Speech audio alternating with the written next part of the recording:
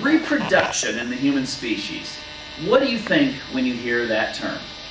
Well, maybe after you listen to the video that I'm presenting here, you might be challenged to think of it in less conventional, traditional way. Now, let's just jump right in and find out what the future of something so near and dear to the human species might develop into. Now, in the past, reproduction was fairly simple. Reproduction involved man meets woman, man and woman like each other, eventually man and woman make babies together. This is the way that it's been since the days of Adam and Eve, up until present day. But thanks to modern science, this may take a radical change in the future. It's already occurring now. In fact, it's even challenging our traditional views on family. And if anything is going to upset the so-called balance of nature that we have ingrained in our brains, it will be this new technology. And what you're seeing today is nothing compared to what you'll be seeing in the next generation or the next generation after that. So let's go ahead and talk about this. Now, reproduction in the future using biotechnology. Some people think that this is going to lead to some sort of dangerous nightmare scenario, some sort of Orwellian or Hitlerian future in which everybody is bred for specific purposes and governments make armies and so forth using this new technology. Others see this as opening up a brand new utopian destiny for mankind. An age in which not only will we be able to get rid of physical and psychological deformities that are carried on genetically, but an age in which everyone can be beautiful, everyone can be smart, everyone can be healthy and live long, maybe even extended lives. What do you think? What will this future be? Well, let's examine this a bit. And of course, we don't know what's going to happen by the year 2050. But judging from what's happened in the last 20 and 30 years, I think we'd be safe to say that life is going to change considerably. Now, the thing is that about 30 years ago was when the first so-called test tube baby was formed. And that was essentially a simple procedure if we look back on it today, but it was pretty radical then.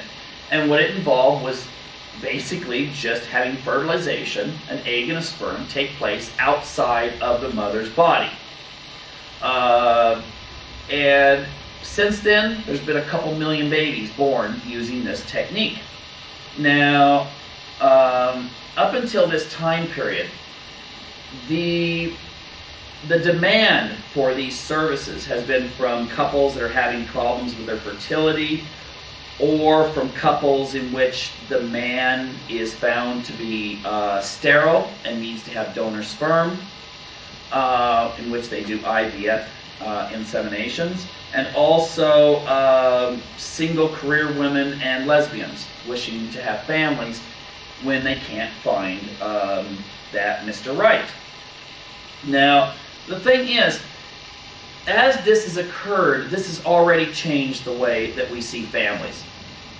It is not now unusual to hear about lesbian couples having children.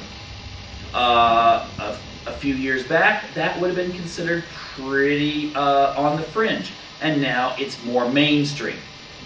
And that's going to become more and more the case as when you go to your son or daughter's PTA meeting, it will no longer be everyone being a husband, wife, and the children. It could be situations in which you do have, some people husband, wife, others it's going to be wife and wife.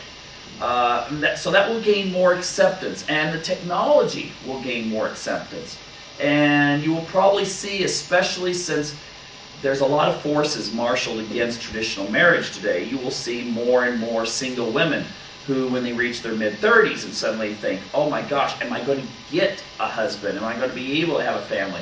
Who will suddenly change their minds and think, you know, I can have a family no matter what. The only thing I have to do is go shop for one on the internet. Now, you're thinking, well, shop for a father on the internet? Yes.